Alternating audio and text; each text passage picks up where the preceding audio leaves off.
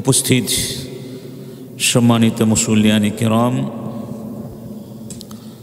আলহামদুলিল্লাহ আল্লাহ সুবহানাহু ওয়া তাআলার শুকরিয়া আদায় করছি, যিনি আমাদেরকে মেহেরবানি করে সৃষ্টি করেছেন, যার রিজিক এবং নেয়ামত ছাড়া, করুণা ছাড়া এক মুহূর্ত বেঁচে থাকার কোনো সুযোগ অধিকার আমাদের নেই। সেই মহান স্রষ্টা যিনি আমাদেরকে মুসলিম বানিয়েছেন, মুহাম্মাদুর রাসূলুল্লাহ সাল্লাল্লাহু আলাইহি ওয়াসাল্লামের উম্মত বানিয়েছেন, আমাদেরকে যথাসময়ে সলাতুল জুমআহ আদায় করবার জন্যে তার ঘরে এসে সমবেত হওয়ার তৌফিক এনায়েত করেছেন। সে মহান মনিবের সমীপে শুকরিয়া আদায় করে একসাথে সবাই বলছি আলহামদুলিল্লাহ। আল্লাহ সুবহানাহু ওয়া তাআলা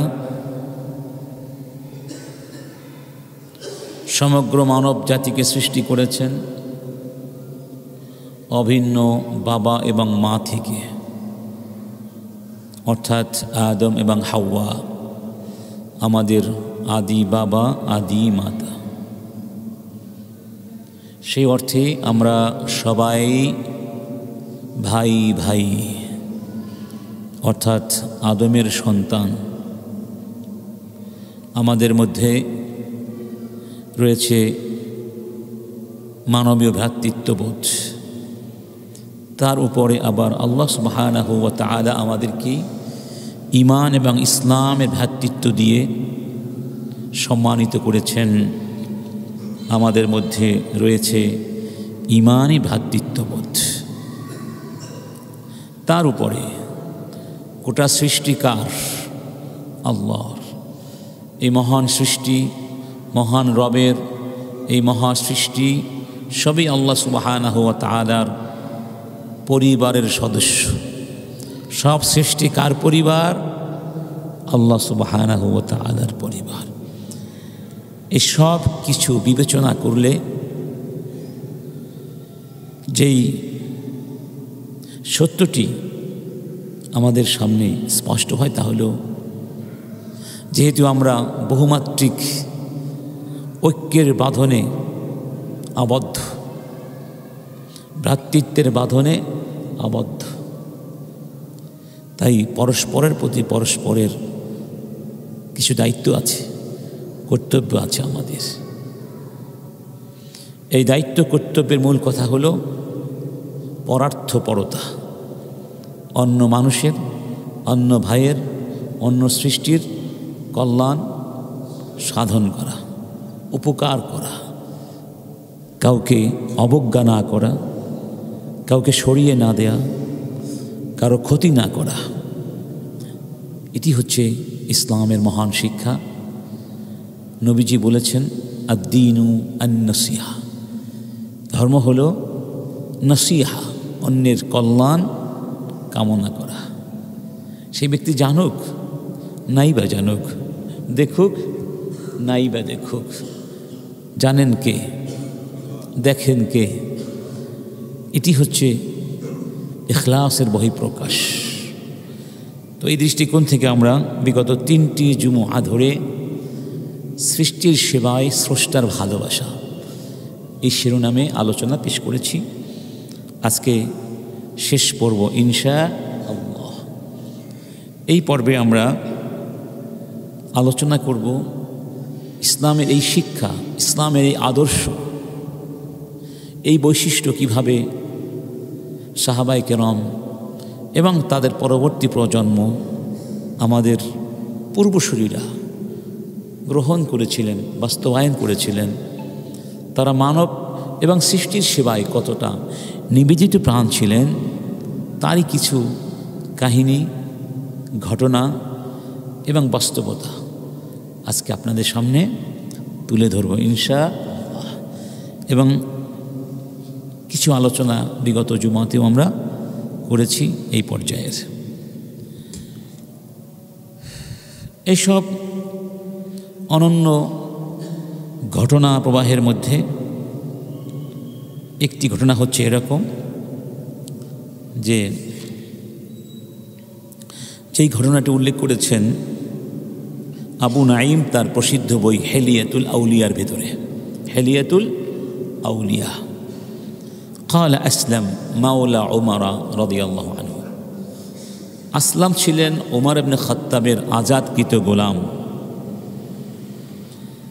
আসলাম বলছেন ইন্না উমর তাফা লাইলা, উমর একদা রাত্রিবেলা বের হলেন। কি জন্যে? লোকদের অবস্থা পর্যবেক্ষণ করবার জন্য, কে কেমন আছে, কিভাবে আছে, কেউ কোনো কষ্টে আছে কিনা, বিপদে আছে কিনা। ফাইদা হুয়া বিইমরাআতিন ফি জাওফি দারিন লাহা ওয়া হাওলাহা সাবিয়ানুন ইয়াবকুন। একটি বাড়ির পাশে যখন গেলেন, সেই বাড়িতে গিয়ে দেখতে পেলেন ঘরের মধ্যে একজন মহিলা এবং তার চারপাশে তার বাচ্চারা কান্নাকাটি করছেন। ওয়াইদা কিতরুন আলান নার ক্বাদ মালাআতহা মাআন, আর ওই মহিলা উনুনের উপরে একটি পানির পাত্র বা ডেক রেখে সেই পাত্রের মধ্যে পানি ঢেলে দিয়েছেন, আর পানি আগুনে টকবক করে ফুটছে। ফাদানা উমর মিনাল বাব, উমর তার ঘরের পাশে গিয়ে, দুয়ারের পাশে গিয়ে বললেন ইয়া আমাতাল্লাহ লিমাযা বুকাউ হাউলাইস সাবিয়ান, হে আল্লাহর দাসী, তোমার বাচ্চাগুলো কেন কান্নাকাটি করছে? ফাকালাত বুকাউহুম মিনাল জু', তারা ক্ষুধায় কান্নাকাটি করছে। قال ما هذه القدر على النار, আগুনের উপরে এই পাত্রটি কেন রেখেছ? فقالت قال جعلت فيها ماء أعللهم بها حتى يناموا, মহিলা বললেন পানি আগুনের উপরে এই পাত্র রেখেছি এবং তার মধ্যে পানি দিয়েছি যাতে করে আমার বাচ্চারা মনে করে যে রান্নাবান্না হচ্ছে, আমি তাদেরকে সান্ত্বনা দিচ্ছি, আর তারা একটা পর্যায়ে কাঁদতে কাঁদতে ক্ষুধা নিয়ে ঘুমিয়ে পড়বে। অর্থাৎ তাদেরকে আমি প্রবোধ বা সান্ত্বনা দেওয়ার জন্যে এই কৌশল অবলম্বন করেছি। উহিমুহুম আন্না ফিহা শাইআম মিন দাকিকিন ওয়া সামনিন, যে তারা যাতে বুঝতে পারে এর মধ্যে কিছু আটা আছে, কিছু ঘি আছে, কিছু একটা করছি। ফাজালাসা ওমর ইয়াবকি, ওমর তখন সেখানে বসে পড়লেন এবং কান্না করতে লাগলেন। বাচ্চাগুলোর কান্না দেখে তিনি কান্না করতে লাগলেন। সুম্মা জাআ ইলা দারিস সাদাকা, এরপরে তিনি চলে আসলেন এবং দারুস সাদাকা, যেই ঘরের মধ্যে সাদাকার জিনিসপত্র সংরক্ষণ করা হতো, সেই ঘরের কাছে আসলেন। ফাআখাযা গারারা, বড় একটা বস্তা নিলেন। ওয়াজাআলা ফিহা শাইআম মিন দাকিকিন ওয়া সামনিন ওয়া শাহমিন ওয়া তামারিন ওয়া সিয়াবিন ওয়া দারাহিমা হাত্তা মালা আল গজারা, এবং সেই বস্তার মধ্যে কিছু আটা, ঘি, চর্বি, খেজুর, কাপড় চোপড় এবং দারাহেম, টাকা পয়সা রাখলেন এবং বস্তাটা ভরে গেল। সুবহানাল্লাহ। সুম্মা ক্বাল ইয়া আসলাম ইহমাল আলাইয়া, আমাকে বললেন আসলাম এই বোঝাটা আমার মাথায় উঠিয়ে দাও। মানে বোঝাটা এত ভারী হয়েছিল তিনি নিজে একা উঠাতে পারছিলেন না। ফাকুলতু ইয়া আমিরাল মুমিনিন আনা আহমিলুহু আনক, আসলাম বললেন আমিরুল মুমিনিন এই বোঝাটা আপনার পক্ষ থেকে আমি বহন করতে চাই। তখন তিনি বললেন লা উম্মা লাকা ইয়া আসলাম আনা আহমিলুহু লিআন্নী আল মাসউলু আনহুম ইয়াউমাল কিয়ামাহ, আসলাম তুমি বরং আমার মাথায় বোঝাটা উঠিয়ে দাও, কারণ কিয়ামতের দিন তো আমাকে প্রশ্ন করা হবে, তোমাকে প্রশ্ন করা হবে না, যেহেতু আমি দায়িত্বশীল অতএব আমার বোঝা আমাকেই বহন করতে দাও। খলিফাতুল মুসলিমিন ফাহামালাহু আলা উনুকে, সেই বোঝাটা কাঁধে নিলেন, কাঁধে নিয়ে ওই মহিলার বাড়িতে আসলেন। ও আখাদাল কিদরা ফাজাআলা ফিহা শাইআন মিন দাকিকিন ওয়া শাইআন মিন শাহমিন ওয়া তামার, এবং ওই পাত্রের মধ্যে চুলার উপরে কিছু রুটি, কিছু আটা, খেজুর এবং চর্বি দিলেন। ওয়া জাআলা ইউহাররিকুহু বিয়াদিহি, এবং নিজের হাতে রান্না করতে লাগলেন। হাররাকা মানে কি? এরকম ঘোরা দেয়া, রান্না করতে লাগলেন। ওয়ায়ানফুখু তাহাতাল কিদর, এবং ওই পাত্রের নিচে মানে উনুনের মধ্যে ফু দিতে লাগলেন, ফু, যাতে করে আগুনটা ভালো করে জ্বলে ওঠে। আসলাম বলছেন ওয়াকানাত লিহিয়াতুহু আযীমা, উমরের দাড়ি অনেক লম্বা ছিল। ফারাআইতু দুখানা ইয়াখরুজু মিন খিলাল লিহিয়াতিহি, আমি দেখছিলাম যে আমিরুল মুমিনিনের দাড়ির ভেতর থেকে ধোঁয়া বের হচ্ছে। সুবহানাল্লাহ। হাত্তা তাবাখা লাহু, রান্না বান্না শেষ করলেন। সুম্মা জাআলা ইয়াগরিফু বিয়াদিহি ওয়া ইউতঈমু হাত্তা শাবিউ, এবং নিজে খাবার পরিবেশন করলেন, বাচ্চাগুলোকে খাইয়ে দিলেন। সুবহানাল্লাহ। খাওয়া দাওয়ার পরে ওদের খাওয়া দাওয়া শেষ হয়ে গেল, চলে গেলেন না, সেখানেই বাচ্চাদের সামনে বসে আছেন। বসে আছেন এমন একটা অবস্থায়, খুব ভাব গাম্ভীর্যপূর্ণভাবে বসে আছেন। আসলাম বলছেন আমি কথা বলতে ভয় পাচ্ছিলাম, বসে আছেন। ফালাম ইয়াজাল কাযালিক হাত্তা লাইবু ওয়া দাহিকু, যতক্ষণ পর্যন্ত বাচ্চাগুলো হাসাহাসি না করলো, আনন্দ ফুর্তি না করলো, ততক্ষণ তিনি সেখানেই বসেছিলেন। বাচ্চারা খাওয়া দাওয়া করে পেট পুড়ে গেল, ক্ষুধা মিটে গেল, তারা কি খেলাধুলা শুরু করলো, ঠিক না? তারা এখন আমোদ প্রমোদ করতে লাগলো, তখন তিনি সেখান থেকে চলে গেলেন। আসলামকে বললেন বলো তো কেন আমি চলে যাইনি, কেন আমি এতক্ষণ বসেছিলাম? আসলাম বললেন আমি জানি না। তখন আমিরুল মুমিনিন বললেন রাআইতুহুম ইয়াবকুন, আমি যখন প্রথম এসেছিলাম তখন বাচ্চাগুলোকে কাঁদতে দেখেছিলাম। ফাকারিহতু আন আযহাবা ওয়া আদআহুম হাত্তা আরাহুম ইয়াদহাকুন, অতএব যতক্ষণ পর্যন্ত তাদের মুখে হাসি না দেখব ততক্ষণ আমি যেতে পছন্দ করিনি।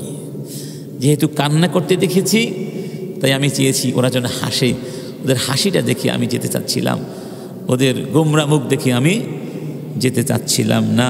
ফালাম্মা দাহিকু, যখন ওরা হাসলো, ওরা খেলাধুলা শুরু করলো, তাবাত নাফসি, আবার বড়টা আনন্দিত হলো, আমি খুশি হলাম। এরপরে আমি চলে আসলাম। সুবহানাল্লাহ।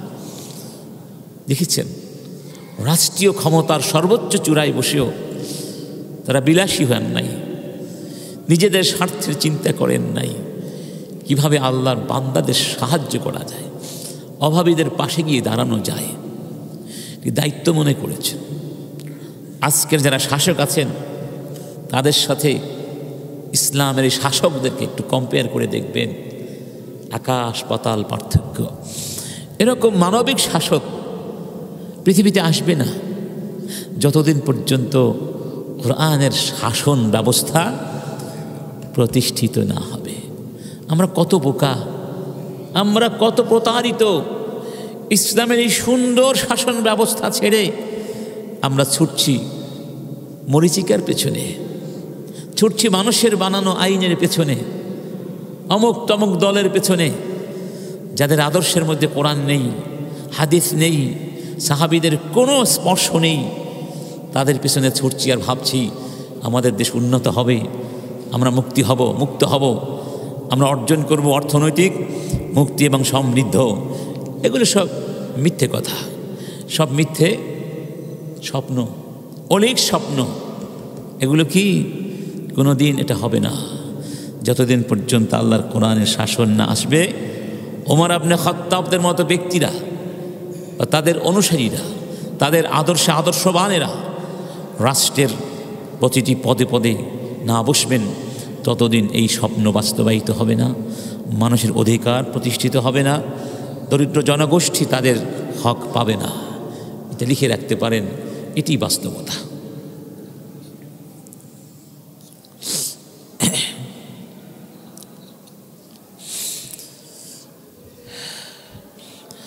আবু নাঈম রাহিমাহুল্লাহ তার প্রসিদ্ধ ওই কিতাব হিলিয়াতুল উলামার মধ্যে আরেকটি কাহিনী উল্লেখ করেছেন এভাবে,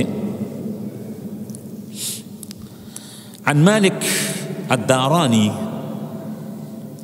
এক ব্যক্তির নাম ছিল মালিক আদ-দারানি, তিনি তাবেঈ ছিলেন। তিনি বলছেন আন্না উমর আখাযা 400 দিনার ফাজআলাহা ফি সুররাহ। উমর ইবনে খাত্তাব 400 দিনার একটা প্যাকেটে রাখলেন, একটা ব্যাগের মধ্যে রাখলেন। ফাকাল লিল গোলাম, এবং তার গোলামকে বললেন, ইযহাব বিহা ইলা আবি উবাইদা বিন আল জাররাহ, এই টাকাগুলো নিয়ে আবু উবাইদার কাছে যাও। আবু উবাইদা বিন আল জাররাহ নাম মনে আছে তো?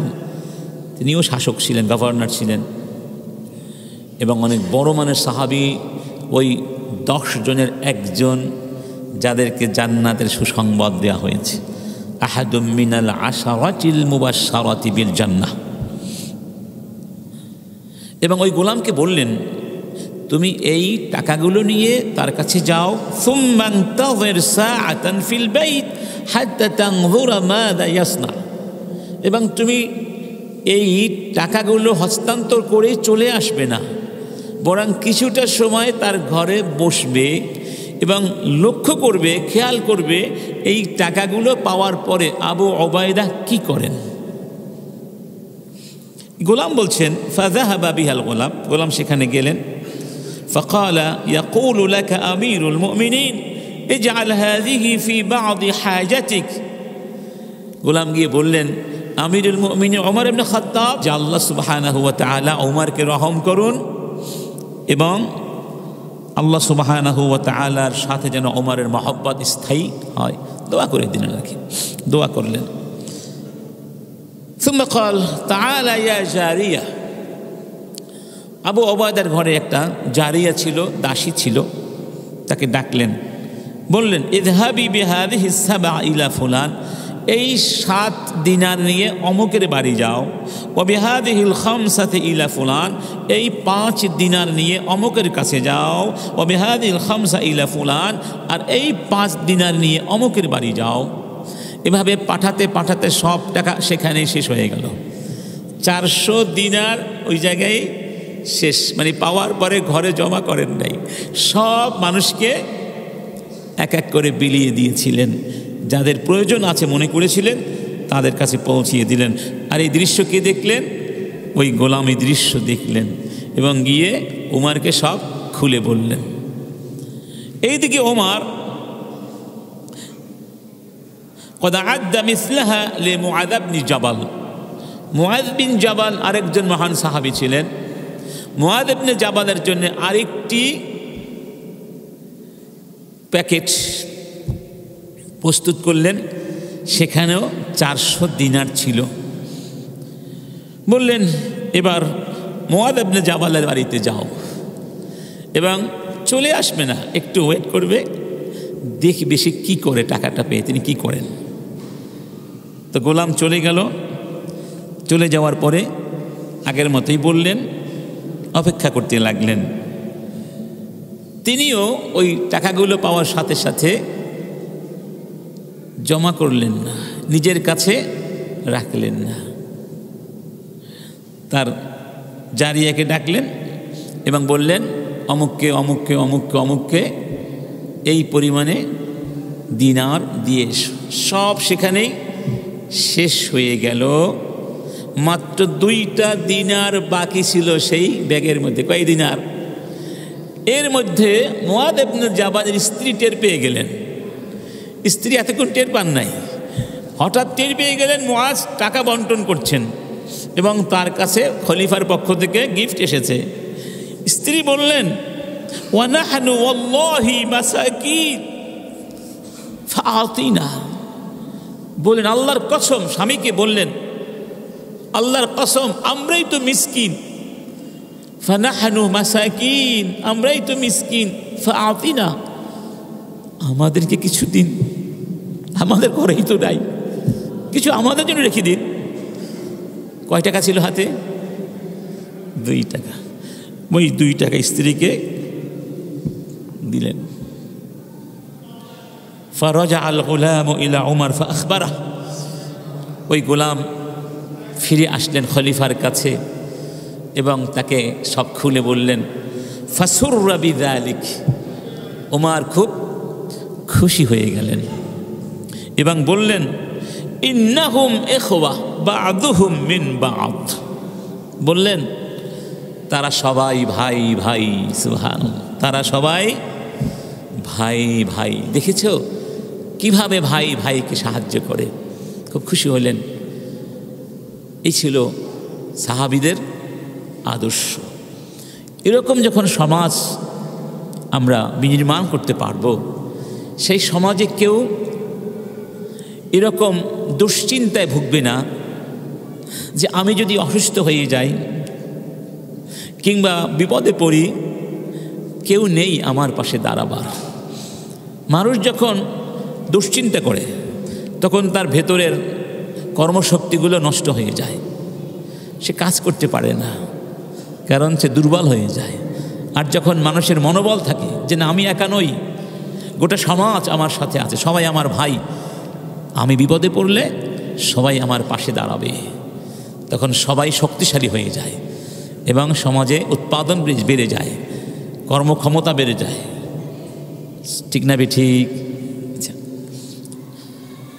আরেকটি কাহিনী ইমাম তিরমিজি রিওয়ায়াত করেছেন আন উসমান ইবনে আফফান রাদিয়াল্লাহু আনহু, তিনি বলছেন ইন্না রাসূলুল্লাহি সাল্লাল্লাহু আলাইহি ওয়াসাল্লাম কাদিমাল মাদিনা, যে রাসূল মদিনায় আগমন করলেন।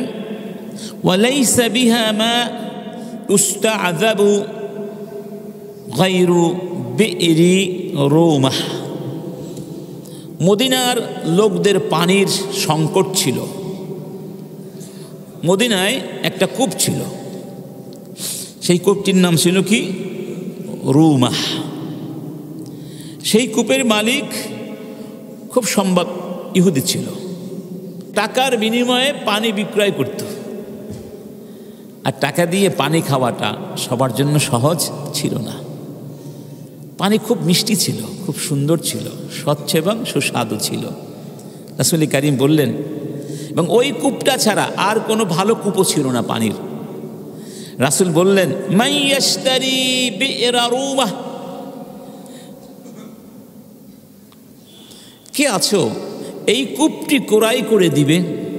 কূপের মালিক 1 দিরহাম করে নিত, একবার পানি পান করলে 1 দিরহাম দিতে হতো। কে আছো এই কূপটি ক্রয় করে দিবে? খুব দামি কূপ। ফায়াজআল দালওয়াহু মা দিলাইল মুসলিমিন, এবং এই কূপের পানি সবার জন্যে উন্মুক্ত করে দিবে, সেও খাবে, তার সাথে সবাই খাবে, সবার বালতি সেখানে পড়বে। বিখাইরিল্লাহু মিনহা ফিল জান্নাহ, এই কাজ যে করবে এই কূপের চেয়ে আল্লাহ পাক তাকে আরো অনেক অনেক অনেক উত্তম কূপ অর্থাৎ নিয়ামত জান্নাতের মধ্যে দান করবেন। সুবহানাল্লাহ। ওসমান বলছেন ফাশতারাইতুহা মিন সুলবি মালি, আমি তখন আমার নিজের খালেস, আমার নিজের একান্ত উপার্জন দিয়ে সেই কূপটি ক্রয় করে মুসলমানদের জন্য অবারিত করে দিয়েছিলাম। সুবহানাল্লাহ। এই ছিল সাহাবীদের চরিত্র, আদর্শ। তারা রাসূলের কাছে শুনতেন, উদ্বুদ্ধ হতেন, সঙ্গে সঙ্গে আমল করতেন। দেখেছেন, দেরি নেই, শুনতে দেরি, আমল করতে দেরি নেই। এটি হলো ঈমানের পরিচয়। আব্দুল্লাহ বিন উমর ইবনে খাত্তাব, উমরের ছেলে আব্দুল্লাহ, তিনি ইশতারা আব্দুল্লাহ গুলামান বি40,000 ওয়া আতাকা, 40 1000 দিনার দিয়ে একটি গোলাম তিনি ক্রয় করে মুক্ত করেছিলেন। অনেক দামি গোলামের, অনেক দাম ছিল, 40,000। সহজ কথা, লক্ষ লক্ষ টাকা আজকের পৃথিবীর। গোলাম ক্রয় করে ও আতাকা, তাকে আজাদ করে দিলেন। কারণ গোলাম আজাদ করলে অনেক সওয়াবের জন্যে। ফকাল আল গোলাম, গোলাম তাকে বললেন, ইয়া মাওলায়া কদ আতাখতানি ফাহাবলি শাইআন আঈশু বিহি, আপনি তো আমাকে মুক্ত করে দিলেন, আজাদ করে দিলেন, কিন্তু আমি এখন বাঁচব কি দিয়ে? আমার বাঁচার জন্য কিছু আমাকে দিন, কিছু অবলম্বন দিন। ফাআতাহু 40,000 দিরহাম, তখন তাকে 40,000 দিরহাম দিয়ে দিলেন। সুবহানাল্লাহ। তাহলে বোঝা গেল তিনি 40,000 দিরহাম দিয়ে, দিরহাম দিয়ে কিনেছিলেন, আবার তাকে 40,000 দিরহাম উপহার দিয়েছিলেন, দান করেছিলেন, যাতে করে তিনি মানুষের মতো মানবিক সম্মান নিয়ে স্বাধীন হয়ে জীবনযাপন করতে পারেন। ফুদাইল বিন আব্বাস, ফুদাইল বিন আয়াদ, তিনি একজন বড় মনীষী ছিলেন। তো ফয়েদ বিন ইসহাক নামে একজন মনীষী বলছেন, কুনতু ইনদাল ফুদাইল বিন আয়াদ, আমি ফুদাইল বিন আয়াদের কাছে ছিলাম। ফাজাআহু রাজুল, এক ব্যক্তি তার কাছে আসলেন। ফাসাআলাহু হাজা, এসে কিছু চাইলেন। ফাআলাহা বিসুআলি আলাই, এবং সে খুব নাছর বান্দার মতো চাইতেই লাগলেন। এলহা করা মানে ইনসিস্ট করা। আছে না কেউ একবার চেয়ে চুপ থাকে না, বারবার চায় এবং এটাকে সে এলহা করে, বারবার বলে। ফাকুলতু লাহু লা তুউযিশ শাইখ, তখন আমি ওই ব্যক্তিকে বললাম, তুমি শাইখকে ডিস্টার্ব করো না, শাইখকে কষ্ট দিও না। ফাকাল আলী আল ফুদাইল, তখন শাইখ ফুদাইল আমাকে বললেন, উসকুত ইয়া ফায়েদ, ফায়েজ বা ফায়েদ, চুপ করো। আমা আলিমতা আন্না হাওয়াইজান নাস নি'মা মিন আল্লাহ, নি'মাতুম মিন আল্লাহ আলাইকুম, তুমি এই ব্যক্তিকে অমন করে কেন বলছো? তুমি কি জানো না যে আল্লাহ যখন তোমার দ্বারা কারো কোনো প্রয়োজন পূরণ করার সুবিধা করে দেন, সুযোগ করে দেন, এটা তোমার উপরে, তোমাদের উপরে আল্লাহর বড় একটা নেয়ামত, বড় একটা নেয়ামত। ফাহযারু আন তামিল্লু আন নিআম, আল্লাহর নেয়ামত পেয়ে বিরক্ত হইও না, বিরক্ত বা বিরক্তিবোধ করো না। ফাতাতাহাওয়াল, তাহলে নেয়ামতটা তোমাদেরকে ছেড়ে অন্যদের কাছে চলে যাবে। আলা তাহমাদু রাব্বাক আন জাআলাকা মাওদিআন তুসআল ওয়া লাম ইয়াজআলকা মাওদিআন তাসআল, তুমি কেন আল্লাহর শুকরিয়া করছো না? তুমি কি আল্লাহ শুকরিয়া করবে না যে আল্লাহ তোমাকে এমন একটা অবস্থানে রেখেছেন যে তোমার কাছে চাওয়া হয়, তোমাকে ওই জায়গায় রাখেন নাই যে তুমি অন্যের কাছে চাও। সুবহানাল্লাহ। তোমার কাছে সে চাচ্ছে, তুমি তো চাচ্ছ না, তো আল্লাহ তোমাকে কত সম্মানিত অবস্থানে রেখেছেন, সেই জন্য আল্লাহ শুকরিয়া করো। আল্লাহ চাইলে তো তোমাকে ওই ব্যক্তির জায়গায় রাখতে পারতেন যেই ব্যক্তি অন্যের কাছে চায়। অতএব কেউ কিছু চাইলে বিরক্ত হইও না, এটাকে নেয়ামত মনে করে তাকে সাহায্য করার চেষ্টা করো। এই ছিল মানব সেবার দৃষ্টান্ত আমাদের পূর্বসূরীদের কাছে। সাবিত আন-নাবাতি, তিনি আরেকজন মনীষী, তিনি বলছেন, ইস্তাআনা রাজুলুন বিসাবিত আন-নাবাতি আলাল কাদি ফি হাজা, এক ব্যক্তি সাবেতের কাছে এসে বললেন যে আমাকে একটু সাহায্য করুন, অমুক বিচারকের কাছে গিয়ে আমার জন্যে একটু সুপারিশ করুন, মানে বিচারকের কাছে আমার একটা প্রয়োজন আছে, যেন আমি ন্যায় বিচারটা পাই, আপনি গিয়ে একটু আমার পক্ষ থেকে তাকে সুপারিশ করুন। ফাজাআলা লা ইয়ামুরু বিমাসজিদিন ইল্লা নাযালা ফাসাল্লা হাত্তা ইনতাহা ইলাল কাদি, বলেন ঠিক আছে চলো। এই যাওয়ার পথে পথে যতগুলো মসজিদ তার সামনে এসেছে তিনি প্রত্যেকটা মসজিদে ঢুকলেন এবং নামাজ পড়লেন, দোয়া করলেন। ফাকাল্লামাহু ফি হাজাতির রাজুল, এবং কাজী বা বিচারকের কাছে গিয়ে এই ব্যক্তির বিষয়ে আলাপ করলেন। ফাকাদাহা, কাজী তখন সেই বিষয়টা কি করলেন? পূরণ করলেন। তার বিষয়টাকে তিনি বিবেচনা করলেন এবং তার হাজাতটা পূরণ করে দিলেন। ফাআকবালা সাবিত আলার রাজুল, তখন সাবিত ওই ব্যক্তিকে বললেন, লাআল্লাহু শাক্কা আলাইকা মা রাআইত, এই যে যাওয়ার পথে পথে আমি প্রত্যেকটা মসজিদে ঢুকলাম আর নামাজ পড়লাম, দোয়া করলাম, মনে হয় তুমি খুব বিরক্ত হয়েছ, তোমার খুব কষ্ট হয়েছে না?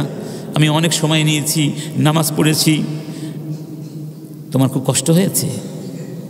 লোকটি বলল, সত্যি আমি একটু বিরক্ত বোধ করেছিলাম। তখন তিনি বললেন, মা সাল্লাইতু সালাতান ইল্লা তালাবতু ইলাল্লাহি ফি হাজাতিক, তুমি জানো আমি কেন বারবার নামাজ পড়েছি? আমি যতবার নামাজ পড়েছি, নামাজ পড়ে এই দোয়াটি করেছি যে আল্লাহ যেন তোমার হাজাতটা পূরণ করে দেন। সুবহানাল্লাহ। কারণ আসল মালিক কে? যদি তিনি তার মনের মধ্যে কি দিয়ে দেন, তোমার প্রতি মহব্বত তৈরি করে দেন, হাজাত পূরণ করার মনোভাব তৈরি করেন, তাহলেই তো সে করতে পারবে, নইলে এটি করবে না। আমি যতবার নামাজ পড়েছি, দোয়া করেছি যে আল্লাহ তুমি এই ব্যক্তির হাজাতটা পূরণ করে দাও। সুবহানাল্লাহ। আল্লাহ পাক তার সম্মান দেখেছিলেন। এটিও হেলিয়াতুল উলামা বইয়ের মধ্যে উল্লেখ করা হয়েছে। আরেকজন বড় আলেমের নাম ছিল আব্দুল্লাহ বিন শুবরামা। আব্দুল্লাহ বিন শুবরামা। তো আবু হাফস নামে আরেকজন মনীষী বলছেন যে আব্দুল্লাহ বিন শুবরামার কাছে আমি গিয়েছিলাম একটা প্রয়োজন নিয়ে, তিনি আমার প্রয়োজনটা পূরণ করে দিয়েছিলেন। তখন আমি তাকে ধন্যবাদ জ্ঞাপন করছিলাম, তার শুকরিয়া আদায় করছিলাম। তিনি বললেন, আলা আইয়ে শাইইন তাশকুরুলি, ভাই তুমি কেন আমাকে ধন্যবাদ দিচ্ছ? কেন এত সুন্দর করে তুমি আমার প্রশংসা করছো বা কৃতজ্ঞতা জ্ঞাপন করছো?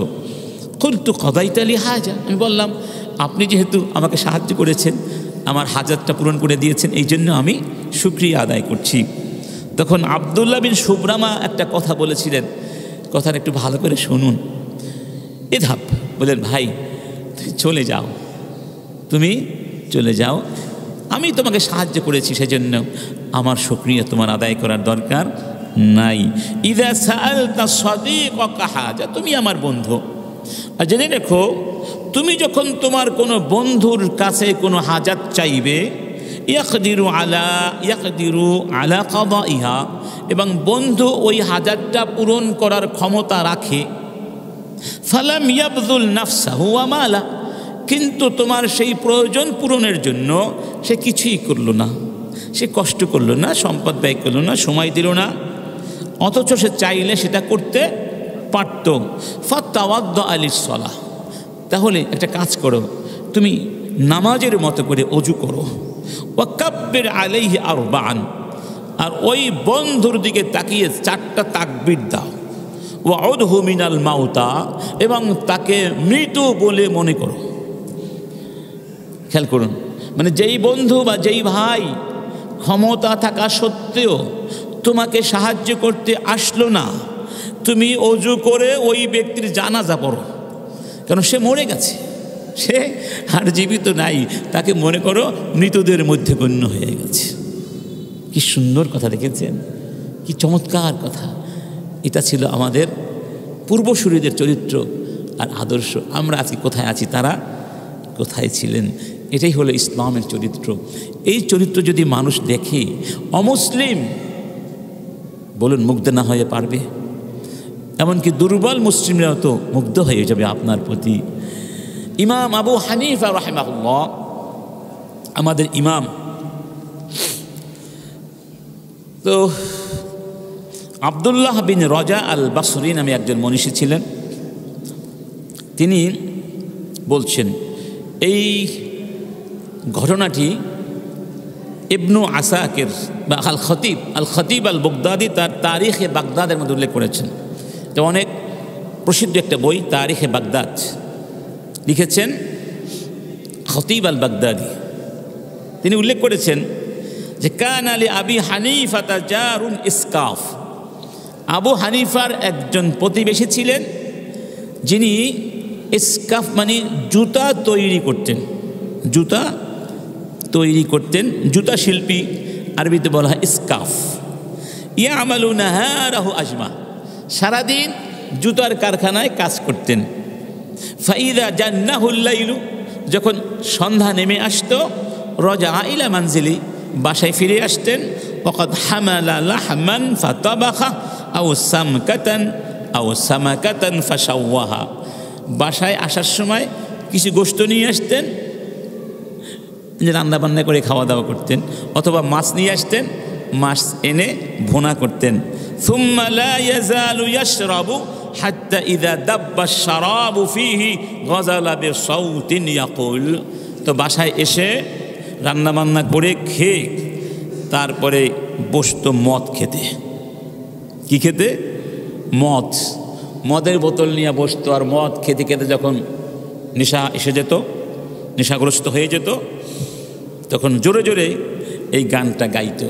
ইমাম আবু হানিফার প্রতিবেশী ইমাম আবু হানিফা তখন নামাজ পড়তেন, তাহাজ্জুদের নামাজ বা কিতাব তিলাওয়াত করতেন, চর্চা করতেন, আর ওই লোক মদ খেয়ে খেয়ে মাতাল হয়ে গান গাইতো, বলতো আদাউনি ওয়া আইয়া ফাতান আদাউ লিয়াউমিন কারিহাতিন ওয়া সাদাদি সগরিন, বলতো ওরা আমাকে বুঝলো না, ওরা আমাকে দাম দিল না, আমি যে বীর পুরুষ, আমি যুদ্ধের ময়দানে অকুত ভয়, কিন্তু ওরা আমার মতো যুবককে কোনো মূল্যায়নই করলো না। হতে পারে এই যুবক কোনো একটা অবস্থায় কারো পক্ষ থেকে আঘাত পেয়েছিল এবং অবমূল্যায়িত হয়েছিল, যে কারণে তার মধ্যে একটা ক্ষোভ ছিল, সেই ক্ষোভ থেকে এই গানটা সে গাইতো। যাই হোক, তো একদিন সেভাবে সবসময় গান গাইতো, মদ খেত, মদ খেয়ে গান গাইতে গাইতে ঘুমিয়ে পড়তো। আর আবু হানিফা, ওয়াকানা আবু হানিফা ইউসাল্লি আল-লাইলা কুল্লাহ, আবু হানিফা সারা রাত নামাজ পড়তেন। ফাফাকাদ আবু হানিফাতা লাইলাতান সাউতা, এক রাতে তিনি ওই যুবকের কণ্ঠ হারিয়ে ফেললেন, গান আর শোনা যাচ্ছে না। ফাস্তাখবারা আন, খোঁজ খবর নিলেন যুবকের কি হলো। ফালাম্মা ফাকিলা আখাযাহুল আসআস, আখাযাহুল আসাস ওয়া হুয়া মাহবুস, জানতে পারলেন যে পুলিশ বা গোয়েন্দা বাহিনী এসে তাকে ধরে নিয়ে গেছে এবং সে এখন বন্দি বা গ্রেফতার অবস্থায় আছে, গ্রেফতার করা হয়েছে। ফালাম্মা সাল্লা আবু হানিফা, যখন তিনি নামাজ আদায় করলেন, ফজরের নামাজ পড়লেন, রাকিবা বাগলাতা, তিনি তার খচ্চরের পিঠে আরোহণ করলেন। ওয়াজা আল আমির ফাস্তাআযানা আলাইহি, এবং আমির শাসক, ওই শহরের যিনি গভর্নর ছিলেন তার কাছে গেলেন। গভর্নর আবু হানিফাকে দেখে দাঁড়িয়ে গেলেন, সম্মানিত করলেন, তার পাশে নিয়ে সসম্মানে বসালেন এবং আবু হানিফা বললেন, তাকে বললেন, মা হাজাতুক, আপনি কেন এসেছেন? আপনি না এসে আমাকে খবর দিলে আমি তো চলে যেতে পারতাম, আপনি কষ্ট করে কেন আসলেন? তিনি বলেন, ইসকাফ আখাযাহুল হারাস লিয়ামুর আল আমিরু বিতাখলিয়াতিহি, আপনার গোয়েন্দা বাহিনী, আমার এক প্রতিবেশী ইসকাফ, তাকে গ্রেফতার করে নিয়ে এসেছে, যদি আপনি মেহেরবানি করে তাকে ছেড়ে দিতেন। তখন আমির বললেন, শুধু তাকে একা নয়, আপনার সম্মানার্থে আজকে রাত্রে যাদেরকে গ্রেফতার করা হয়েছে সবাইকে ছেড়ে দিলাম। সুবহানাল্লাহ, কি সম্মান ছিল আলেমদের কাছে। তখন আবু হানিফা ওই যুবককে নিয়ে চলে আসলেন। আবু হানিফা সামনে বসলেন, যুবককে তার পেছনে বসালেন, অথবা যুবক তার সাথে সাথে হেঁটে হেঁটে আসতে লাগলো। তো আবু হানিফা যখন আসলেন, নামলেন, বললেন, হে যুবক, হে যুবক, ইয়া ফাতা আতানাকা, আমরা কি তোমাকে নষ্ট করে দিয়েছি? যুবক গান গেয়েছিল, আদাউনি ওরা আমাকে নষ্ট করে দিল, ওরা আমাকে শেষ করে দিল, ওরা আমাকে হারিয়ে ফেলল। বলো, আদাহনাকা, আমরা কি তোমাকে নষ্ট করে দিয়েছি? আমরা কি তোমাকে ধ্বংস করে দিয়েছি? যুবক বলল, লা, আপনারা আমাকে ধ্বংস করে দেননি, বাল হাফিজতা, আমাকে হেফাজত করেছেন। ওয়া রাআইতা জাযাকাল্লাহু খায়রা, এবং আমাকে আপনি প্রতিবেশিত্বের হক আদায় করে আপনি পর্যবেক্ষণ বা রক্ষণাবেক্ষণ করেছেন। আল্লাহ আপনাকে শ্রেষ্ঠ প্রতিদান দান করুন।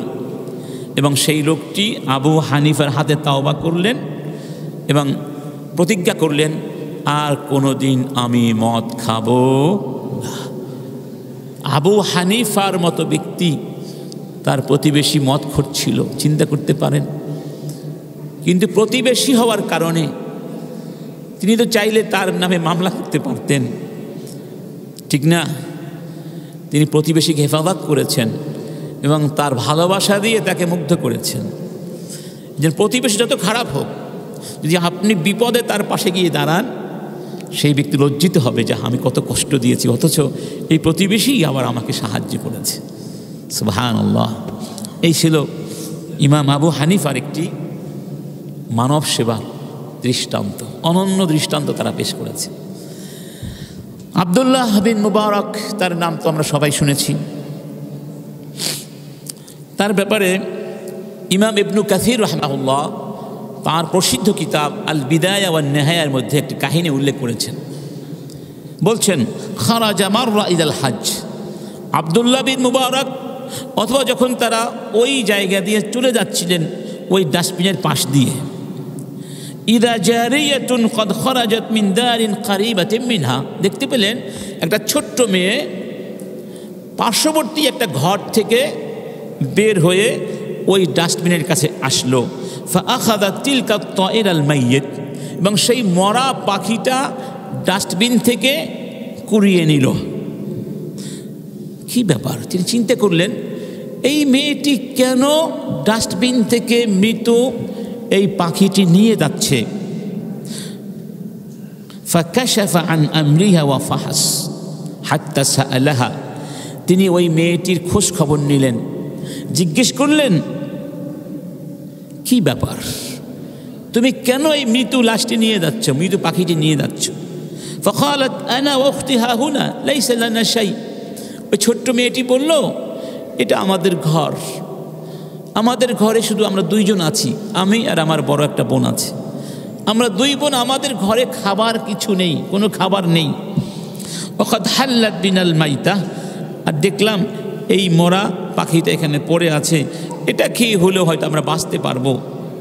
ওয়া কানা আবুনা লাহু মালুন আযীম, আমরা গরিব ছিলাম না, আমাদের বাবা অনেক ধনী ছিলেন, কিন্তু ফাযুলিমা ওয়া উখিযা মালুহু ওয়া কুতিল, কিছু মানুষ আমাদের বাবাকে জুলুম করে তার সব সম্পত্তি ছিনিয়ে নিয়েছে এবং তাকে হত্যা করেছে। অর্থাৎ আমরা এখন খুব অসহায়, আমাদের কোনো আশ্রয় নেই, ঘরে কোনো খাবার নাই। ফাআমার আব্দুল্লাহ বিন মুবারক বিরদ্দিল আহমাল ওয়া ক্বালা লিওয়াকিলিহি কাম মাআকা মিনান নাফাকা, ক্বালা 1000 দিনার। আব্দুল্লাহ বিন মুবারক তার সাথীকে বললেন, যার দায়িত্বে ছিল টাকা পয়সা ব্যয় করার, ওকিল, তাকে বললেন, তোমার কাছে কত টাকা আছে, আমাদের এই হজের সফরের জন্য কত টাকা জমা আছে এখন? তিনি বললেন 1000 দিনার আছে, 1000 দিনার, আর তাদের সাথে কিছু খাবার দাবার ছিল। বললেন, এই সব টাকা এই মেয়ে দুটোকে দিয়ে দাও, শুধু 20 দিনার রাখো, কারণ এই 20 দিনার দিয়ে আমরা আমাদের বাসায় পৌঁছাতে পারবো, যতটুকু পথ অতিক্রম করেছি মারওয়া আমরা সেখানে যেতে পারবো, আর সব টাকা এই মেয়ে দুটোকে দিয়ে দাও, আর খাবার দাবার যা আছে সব ওদেরকে দিয়ে দাও। হাযা আফদাল মিন হাজ্জিনা ফি হাযাল আম, এবছর আমরা হজ করব না, এবছর হজ করার চেয়ে এটা আর উত্তম আমল। সুম্মা রাজা, এরপর তিনি ফিরে গেলেন। আপনার পাশে একটা মানুষ না খেয়ে মারা যাচ্ছে, আপনি তাকে মৃত্যুর কোলে রেখে হজ করতে যাবেন, এটা কি হয়? এটা হয় না। আপনার দায়িত্ব আছে, আগে মানুষকে বাঁচাতে হবে, আগে মানুষকে এমনকি আপনি নামাজের মধ্যে দাঁড়িয়েছেন, আপনার চোখে পড়ল পুকুরের মধ্যে একটা মানুষ পড়ে মারা যাচ্ছে, সাঁতার জানে না, তখন নামাজ পড়বেন না নামাজ ভেঙে আল্লাহর বান্দাকে বাঁচাবেন? আল্লাহ পাক তখন যেন আপনাকে বলছেন, হে আমার বান্দা, আমি আমার হক থেকে সরে গেলাম, নামাজটা আবার হক, তো আমার হক থেকে আমি সরে গেলাম, আগে আমার বান্দাটাকে বাঁচাও, তারপরে আবার এসে নামাজ পড়ো। এটাই হলো ইসলাম। এটাই কি ইসলাম? আল্লাহু আকবার।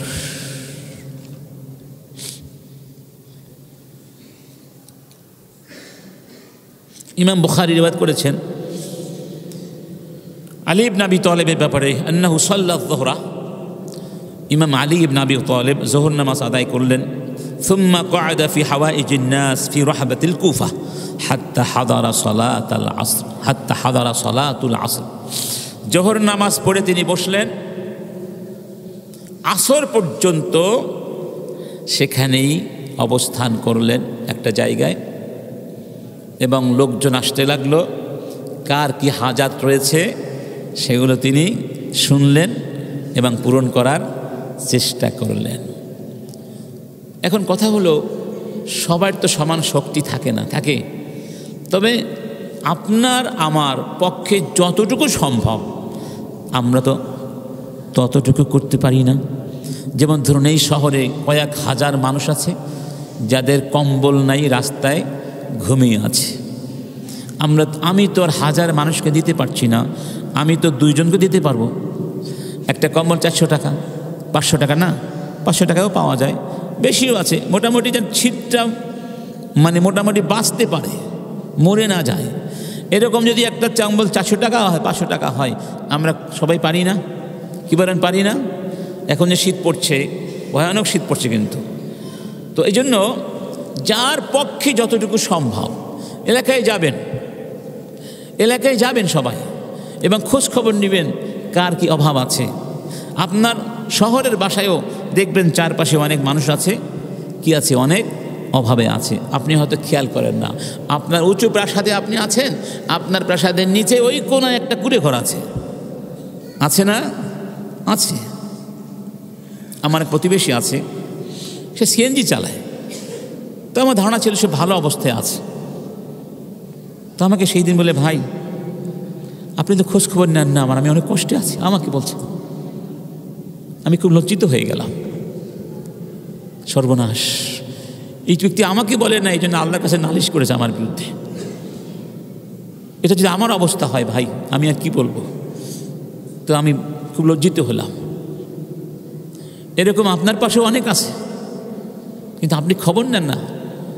আপনি ওই 7 তলার 8 তলার ছাদে গিয়ে দাঁড়িয়ে দেখবেন আপনার ভবনের নিচে ওই কোনো একটা বাড়ি আছে, কিন্তু আপনার কোনো খবরও নাই।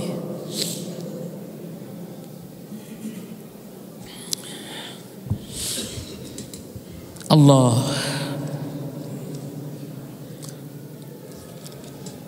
হারুন ইবনে রুকি একজন আল্লাহর ওলি ছিলেন। ইমাম ইবনুল জাউজি বলছেন, কান হারুন আর-রুকি রাহিমাহুল্লাহ ক্বাদ আহাদাল্লাহ, এই ব্যক্তি আল্লাহর সঙ্গে ওয়াদা করেছিলেন, আল্লাহ ইয়াসআলাহু আহাদুন কিতাবা শাফাআতিন ইল্লা ফাআল, কেউ যদি তার কাছে এসে বলে যে তুমি আমার জন্য অমুকের কাছে শাফাআত করে একটা চিঠি লিখে দাও, আমি লিখে দিব। সবাই তো লিখতে পারে না, লিখতে পারতেন। কেউ যদি আমাকে বলে, অনুরোধ করে এরকম কোনো একটা ভালো কাজ করতে, আল্লাহ আমি সেটা করব, আমি তোমার সাথে ওয়াদা করলাম, আমি শাফাআত করব, সুপারিশ করব, ন্যায্যভাবে মানুষকে সাহায্য করার চেষ্টা করব, এই মর্মে আল্লাহর সঙ্গে তিনি ওয়াদা করলেন। ফাজাআহু রাজুল, এক ব্যক্তি তার কাছে আসলেন। ফাখবারাহু আন্না ইবনাহু ক্বাদ উসিরা বির-রোম, এসে বললেন যে আমার ছেলেকে রোম সম্রাটের সৈনিকেরা বন্দি করেছে, আমার সন্তান রোমক সম্রাটের কাছে বন্দি হয়েছে। ওয়াসাআলাহু আন ইয়াকতুবা ইলা মালিকির রোম ফি ইতলাকিহি, বললেন ভাই তুমি একটা চিঠি লিখে দাও আমাকে ওই মালিকির রোম সম্রাটের কাছে, সে যেন আমার ছেলেটাকে ছেড়ে দেয়। এই মর্মে একটা চিঠি লিখে দাও। তখন হারুন বললেন, ওই হাক ওয়ামি নাহি নাই আরিফুনি, ঠিক আছে লিখবো, কিন্তু সে তো আমাকে চিনে না, আমি তো তার কাছে কোনো নামি দামি ব্যক্তি না যে আমি সাফাত করলে তোমার এটা কবুল বা গ্রহণ করবে, সে তো আমাকে চিনে না। ওয়াইদা সাল আন্নি, যদি সে আমার ব্যাপারে প্রশ্ন করে তার লোকদেরকে, তাকে বলা হবে মুসলিম, একজন মুসলিম। ফাকাইফা ইয়াকদি হাক্কি, সে কিভাবে এটা পূরণ করবে? সে তো মুসলমান নাম শুনলে তার মাথা গরম হয়ে যাবে, আর আমাকে চিনেও না। তখন সেই লোকটি বললেন, তুমি না আল্লাহর সাথে ওয়াদা করেছ যে কেউ তোমার কাছে আসলে তুমি ফিরিয়ে দিবে না, তুমি কি সে ওয়াদা ভুলে গেছো? তখন লোকটি চিঠি লিখল, এই কথা লিখে যে আমি আল্লাহর কাছে ওয়াদা করেছি আমি কাউকে ফিরিয়ে দেব না, সেই জন্য আমি আপনাকে সুপারিশ করছি এই লোকটির ছেলেকে ছেড়ে দেওয়ার জন্যে, যেহেতু আমি আল্লাহর কাছে ওয়াদা করেছি। আমি জানি আপনি আমাকে চিনেন না। যখন এই চিঠি পৌঁছালো সম্রাটের কাছে, সম্রাট জিজ্ঞেস করলো, কে এই লোক, কোন জায়গা থেকে লিখেছে? তখন তার লোকেরা সব ঘটনা খুলে বলল যে এই ঘটনা, এই লোকটি এই কথা লিখেছে, সে আল্লাহর সাথে ওয়াদা করেছে সে কাউকে ফিরিয়ে দিবে না, আপনি তাকে চিনেন না। তখন রোমের সম্রাট বলেছিল, হাদা হাকিকুন বিল ইসাফ, এই লোককে সাহায্য করতে হবে যেহেতু আল্লাহর সাথে ওয়াদা করেছে। এবং তিনি বললেন, উকতুবু জওয়াব কিতাবে, ওই ব্যক্তির কিতাব চিঠির একটা জবাব লিখে দাও। কি লেখো?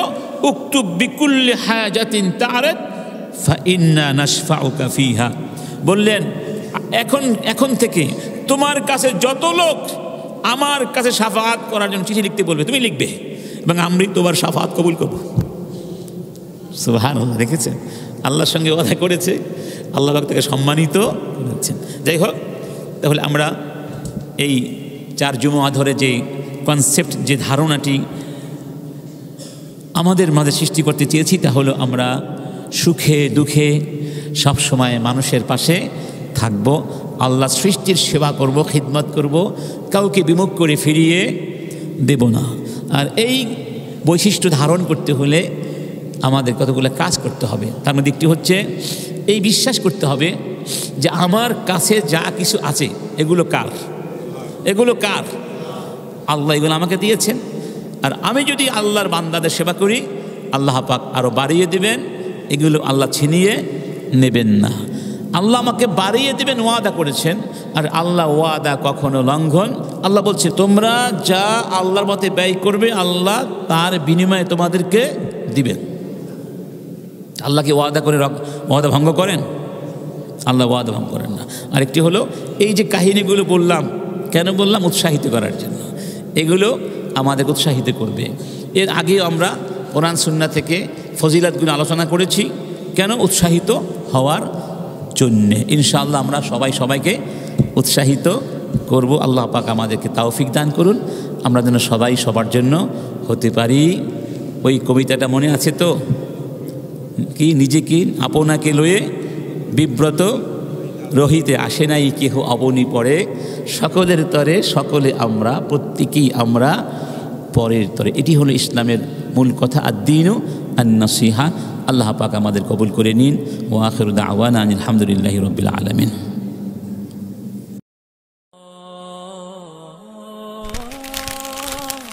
আইসিল মিডিয়া, সত্য ও দিন প্রচারের লক্ষ্যে।